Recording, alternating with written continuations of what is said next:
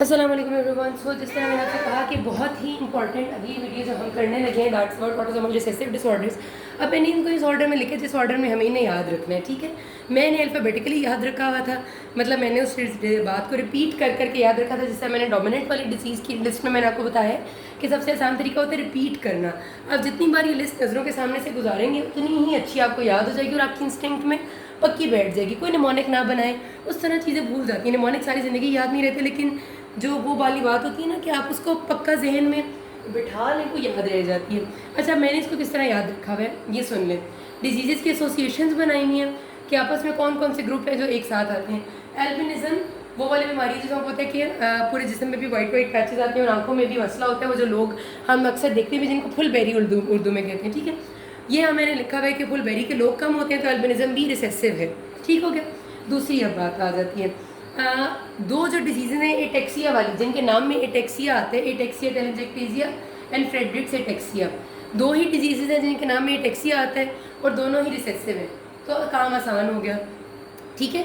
ये एमसी की Fredericks ataxia का ना बहुत ज़्यादा आता है, जिसमें वो बेसिकली हमारे पास होता है कि लोअर लिम्ब वीकनेस होती है विद अपगोइंग प्लांटर्स रिफ्लेक्सेस, यानी कि आपका प्लांटर्स अपगोइंग होंगे लेकिन एंकल रिफ्लेक्स डिमिनिश्ड होगा और साथ कार्डिक पैथोलॉजी होगी। इसमें ये तीन चीज़ें आती हैं, हम आगे पढ़ेंगे भी कि कार्डिक पैथोलॉजी है, कोई इनहेरिटेड डिजीज़ है और उसमें वो वाला है एब्सेंट एंकल रिफ्लेक्स और अपगोइंग प्लांटर्स, तो वो क्या होगा, वो फ्रेडरिक्स एटेक्सिया होता है, ठीक है। तो ये दो बीमारियां मैंने ऐसे याद रख ली। फिर मैंने नाम याद रखा कि जिनमें सिस्टिक का नाम आता है, सिस्टिक फाइब्रोसिस, सिस्टीन्यूरिया, होमोसिस्टीन्यूरिया, तीनों रिसेसिव है। कोई भी ऐसी डिजीज़ नहीं है जिसमें सिस्ट का नाम आता हो और वो किसी और में फिक्स होती हो। तो सिस्टिक फाइब्रोसिस, सिस्टीन्यूरिया, होमोसिस्टीन्यूरिया तीनों हो गई। अच्छा, ये होमोसिस्टीन्यूरिया भी एमसीक्यू में बहुत ज़्यादा आता है, ठीक है। इसका भी हम आगे पढ़ेंगे जब हम डिजीज़ पढ़ेंगे। इसका मतलब सिनेरियो में आते हैं आपके क्लिनिकल फीचर्स कि होमोसिस्टीन्यूरिया में पेशेंट को रिकरेंट रीनल स्टोन्स हो रहे होते हैं, तो आप बताएं कि क्या है इसका ट्रीटमेंट, विटामिन B6 देना होता है वगैरह वगैरह। फिर अगला मैंने याद रखा कि खून की बीमारियों में हेरिडिटरी स्पीरोसाइटोसिस, आपको याद होगा कि हमने पढ़ा है ऑटोसोमल डोमिनेंट है। बाकी दो होते हैं सिकल सेल एनीमिया और थैलेसीमिया। कितनी कॉमन बीमारियाँ हैं ये ब्लड की, ये दोनों ही रिसेसिव हैं, ये मैंने याद रख ली, ठीक है। फिर दो हमारी हैं बीमारियाँ लिवर से रिलेटेड, जो कि लिवर के बहुत ज़्यादा मसले कर देती हैं और दोनों हेरिडिटरी हैं और दिन के MCQs भी बहुत ज़्यादा आते हैं।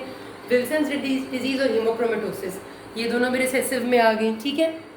आराम से याद हो गया ये भी मुझे। फिर लिपिड स्टोरेज डिजीज़ एक बहुत बड़ा नाम है जिसमें नाइमेनपिक डिजीज़, टे-सैक्स डिजीज़ और इस किस्म की आती हैं और इनके MCQs भी अलग अलग आते हैं जो हम अलग से पढ़ेंगे।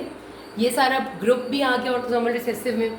फिर यहाँ पर से चार नाम है जो मैंने रट्टे मार लिए कि congenital adrenal hyperplasia. Congenital adrenal hyperplasia में इसका MCQ भी अलग से आता है कि एक फीमेल पेशेंट होती है जिसकी इनलार्ज क्लाइटोरिस होता है, तो आपका डायग्नोसिस फिर और भी चीज़ें उनसे बन जाते हैं। गिलबर्ट सिंड्रोम वो वाली डिजीज़ है जिसमें अनकॉन्जुगेटेड हाइपरबिलिरुबिनीमिया होगा और जिसको कोई सिग्निफिकेंस नहीं होती कोई ख़ास, मतलब पेशेंट ठीक रहते हैं। अनकॉन्जुगेटेड बिलिरुबिन रेज्ड होता है, बाकी सब नॉर्मल होता है, तो ये वैसे भी आपको आना चाहिए। फैनकोनीज एनीमिया एक रीनल डिसऑर्डर है, इसमें टाइप 1 रीनल ट्यूबुलर एसिडोसिस होता है, ये भी MCQ आता होता है। और आखिरी है फेमिलियन मेडिटेरेनियन फीवर, ये कभी भी नहीं आया। ऊपर वाले याद रखना कितना आसान है, दो एटेक्सियाज हैं, तीन सिस्टिक डिजीज़ेज़ हैं, दो खून की कॉमन वाली डिजीज़ है सिकल सेल और थैलेसीमिया, दो लिवर वाली इतनी इंपॉर्टेंट विल्सन और हीमोक्रोमेटोसिस और एक लिपिड स्टोरेज डिजीज़ का ग्रुप। बाकी दो रह गई बस पीछे याद रखने वाली, तो डिजीज़ तो याद होगी, किसी कोई मसला हो कि नाज़ में। Thank you.